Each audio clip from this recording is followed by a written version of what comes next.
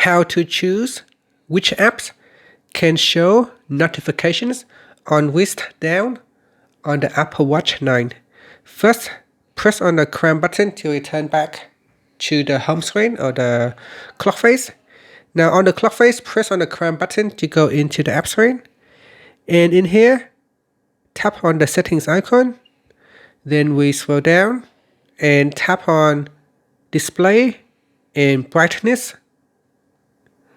After that, scroll down and then tap on always on.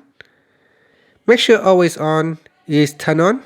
And then we go down and tap on show notifications.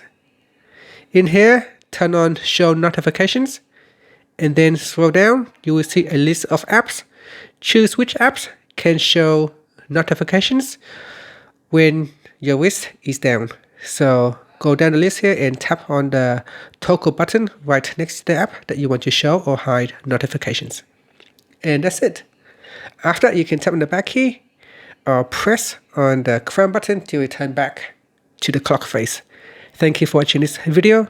Please like and subscribe to my channel for more videos.